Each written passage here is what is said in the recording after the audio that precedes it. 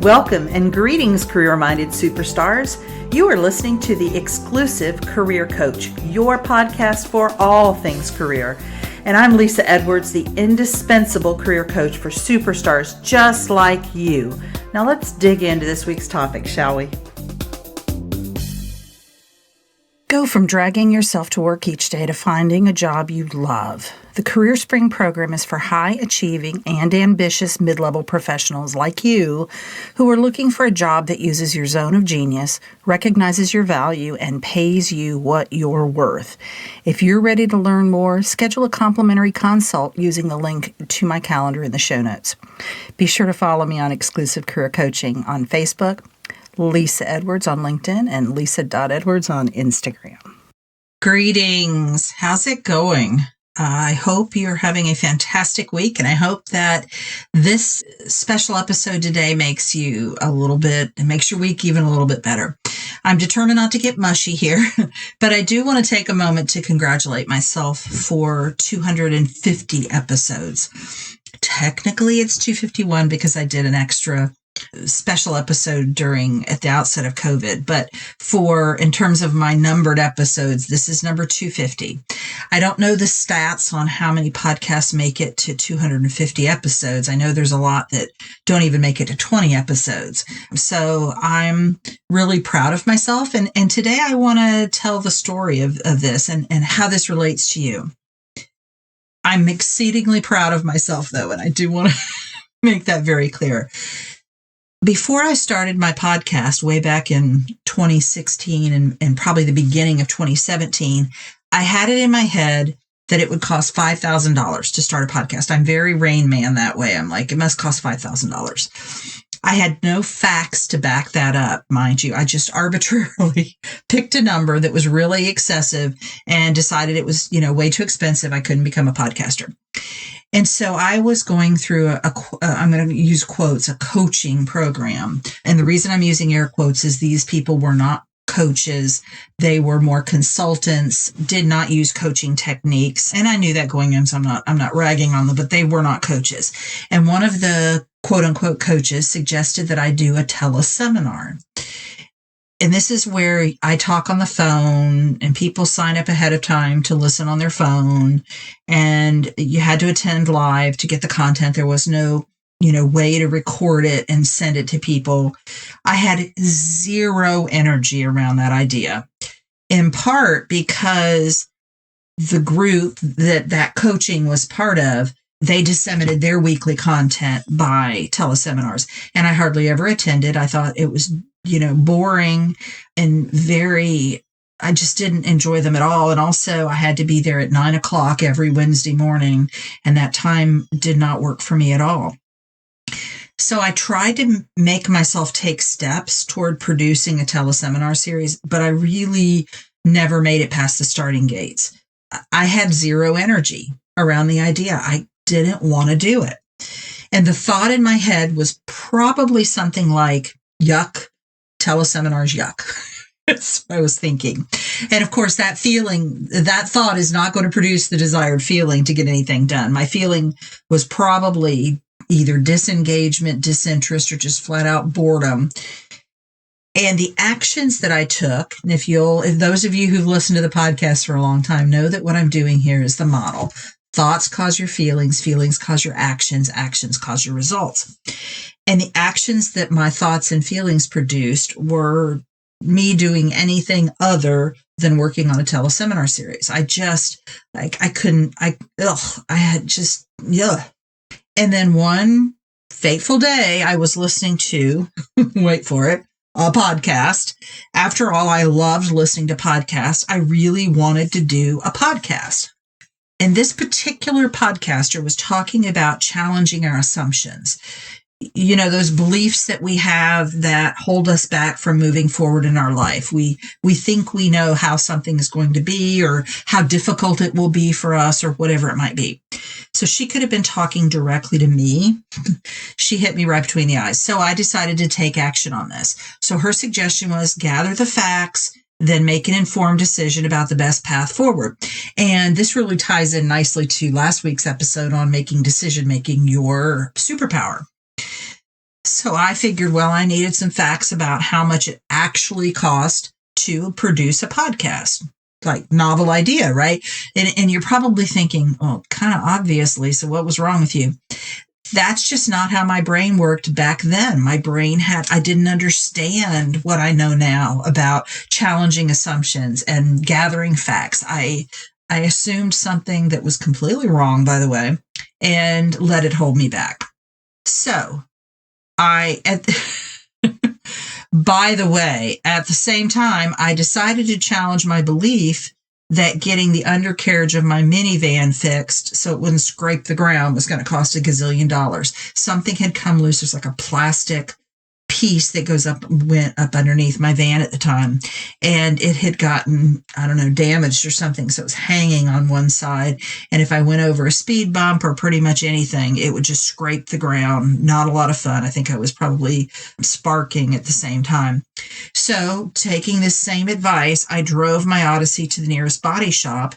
They identified the problem. They said they could order the necessary part and fix the problem the day after tomorrow. So this had been going on for months because I was determined it was going to cost too much. So it ended up costing exactly $50, including labor. And because of my faulty belief system, because I assumed it was going to cost too much, I waited probably a whole year to fix that really minor problem. Okay, so back to me in podcasting. I didn't know what I didn't know. So step one was to find, wait for it again, a podcast on podcasting, because yes, there are them. Back then in 2017, there probably weren't all that many. Now there's probably a jillion. But I found a good one, and he talked about the resources available on his website to help me with this. So off I went, and it gave a really nice grid on, you need these things, and here's an entry price option. You're probably going to need to upgrade this option at some point if you stick with it. Here's a mid-grade option that you could probably stick with the whole time you podcast. And then if you really want to go for it, you do the professional. So I opted for the mid-level. And he said, again, that would maybe be all I've ever needed. And it has. I haven't upgraded since then. I needed a microphone, headphones, a podcast host, in other words, a place for my podcast to live. And I needed an editing program. And again, I took his mid-level recommendations for the microphone and the headphones. And then I began researching his options for hosting editing, which the hosting has a lot to do with how many episodes are you going to put out? How long are they going to be? And that really, the way they have their packages set up, that kind of informed that decision. He had several that he recommended as being good quality. And then the one that I picked was the best package for me at the time. And I've kept both of my editing is a free resource called Audacity. And I've used Blueberry as my host, and I've stuck with them all this time. So again, I think I got good advice from him, and I stuck with him. So the new thought in my head after I found this information out is, I can do this. This is possible for me. I am going to do this. It became possible. So what feeling did that new thought produce? Excitement. I was so excited to become a podcaster. And this is back when everybody and their brother didn't have a podcast. What actions did I take? Well, I bought the necessary equipment, which was, by the way, I think I paid maybe $150 for my headphones and something less than that for the microphone. I think I pay $20 a month for podcast hosting. So if y'all are wondering how much it costs to podcast, now I have an editor, and I do pay him, which he's a blessing. It's wonderful. But for the first 4 years of the podcast, I guess, I did the editing. I had to come up with a content for about the first 12 episodes. And I actually there was an email series that I had created for clients, to kind of drip periodically while I was working with them. And so I took that content and let that engage me for the first 12 episodes or so. And then I had to determine my process. I decided I wanted it to come out weekly. I wanted it to be about 30 minutes or less. I wanted to come out on Wednesdays. I initially did not have guests. That came a little bit later. And then I got after it. I kind of knew what I needed to decide, and I quickly decided it. So what was my result? Well, I became a podcaster, and a fact that I'm still very proud to share with people. And I think there's so many people now that say they're podcasters, and I'll say that to people and they'll be like, oh, okay. And then I'll say, I just put out my 200 and whatever episode it was that particular week. And they're like, oh, then that gets them interested. They're super impressed by that, but mostly I'm impressed with myself. So now that I've told you my podcasting genesis story, I invite you to think of something you have been putting off because you don't think you have enough. What do I mean? Well, it could be I don't have enough money, I don't have enough education, I don't have enough time, I don't have enough knowledge, I don't have enough, I'm not young enough or I'm not old enough, I don't have enough information. I want you to take a hard look at where that not enough thought and belief has gotten you. Most likely it got you exactly where it did with me in teleseminars, not very far. And like me, you may be frustrated for not moving forward. I was simultaneously proud of myself for getting on the stick and getting a podcast started, and sad that I had that belief. I knew in my heart that I was supposed to start the podcast when I started the podcast, because I did start it then, right? So I can't argue with reality. But there was a sadness that I had a belief that held me back for as long as it did. You also may be bleeding. So this not enough area, this area that you're feeling like you're not enough, that you don't have enough, could be bleeding into other areas of your life and sabotaging you. So what do I mean? Well, if you believe that you don't have enough money to start a podcast, maybe you also don't believe you have enough money to go on that trip of a lifetime. If you don't believe you have enough education to seek a promotion at work, maybe you also believe you don't have enough education to seek other opportunities outside of your current employer. If you believe you are too old to learn how to ski, you may also believe you are too old to start dating again. And that's what I mean by bleeding.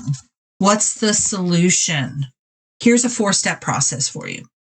Find something you have wanted to do in any area of your life, but have believed there was not enough. You didn't have enough money, education, time, knowledge, experience, youth, information, whatever it is. Number 2, decide on a new thought that will serve you. For example, I will explore what it actually costs to become a podcaster. Notice that my thought wasn't, in this example, I will become a podcaster. At this point, I want to explore it. I'm going to check into it. I'm going to look into it. I haven't decided, right? We talked about deciding last week. I haven't at this point decided to become a podcaster. I want to see what it's all about. So the thought that serves me for that is, I will explore what it actually costs to become a podcaster. And then, as I've sort of alluded to, you want to make sure that it's a thought that you can fully believe, and you want to begin practicing it. Write it out on index cards, put it on your screensaver, put it on your phone, say it out loud, whatever you need to do. And you can ladder this thought. And by that, I mean, maybe once you've explored what it actually becomes to podcaster, next thought is, I am in the process of becoming a podcaster. I will become a podcaster. And then eventually you become, I am a podcaster. Then the next thing you want to do, step 3, is to map out your first steps and then get after them. So you may not know all the steps you need to take, but at least get started. So if we go back to my example, after I did the homework on the website, listened to the podcaster, there were a lot of things I didn't know how to do. I didn't know how to use Audacity, for example. I didn't know how to use the podcast hosting site, but I did know that I needed a podcast editor and I needed a podcast hosting site. So that was the first step, was finding the right ones for me. I didn't know how to use them, the microphone and all of those things, but I knew I needed one. So that was the first step. And then the next steps, you have to sort of trust this process, that they will reveal themselves to you, and your questions that you need to answer, your skill set that you need to hone, you'll learn it along the way. And then number 4, decide. Again, this gets back nicely to last episode.